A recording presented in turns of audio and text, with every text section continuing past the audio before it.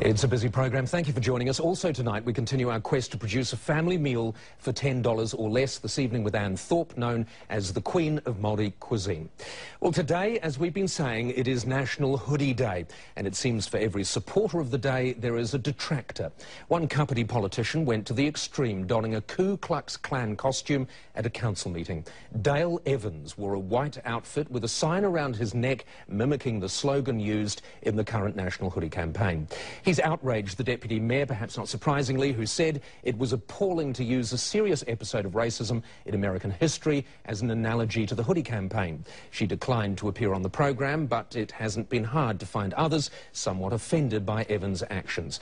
Canterbury American Studies lecturer Dr. Vernon Andrews has called Evans' statement ignorant. Dale Evans and Dr. Vernon Andrews join me now. Good evening to you both. Good evening, Paul. Dale, what were you thinking when you put that outfit on and went into the council meeting? Political satire to get the message across regarding bore water issues and nothing else. It was not meant on any racial issues, and it's to highlight the importance of certain things that need to be addressed. How can you imagine that it wouldn't highlight racial issues? Well, basically, that is an issue which I think sometimes you have to do some extreme things to get them out in the open. And it was not, in my view, meant to be offensive to anybody. I don't have any racial prejudice about anybody. A lot of my friends are coloured, and, you know, basically it was just to get the issue out there. I can see Vernon and also to have a laugh. I can see Vernon smiling, especially when you say a lot of my friends are coloured, because people, Vernon, say that, don't they, in situations like this? Some of my best friends are coloured.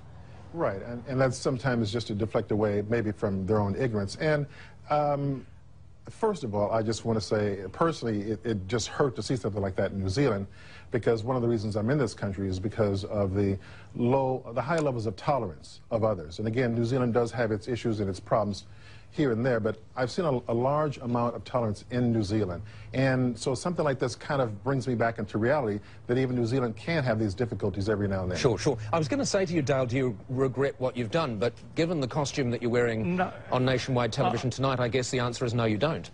No, I don't, because basically when you look at all the issues with regards to wearing a hoodie and the circumstances with regards to being banned in malls, the police and surveillance cameras, they can't see who is under the hoodie, and in banks and all this issue. Now, you know, I think there'd be a better way of promoting Hoodie Day, or possibly in another way, or in other issues, with getting the message across. Dale, can we see under your hood? Can you lift your hood now?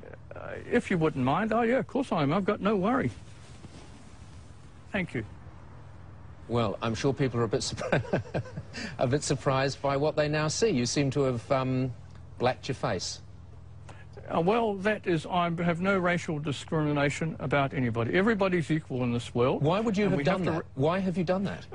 Well, political satire to get the issue across, because that's, you know, sometimes you have to do extremes things to get things and this is turning Dale out to be quite extreme.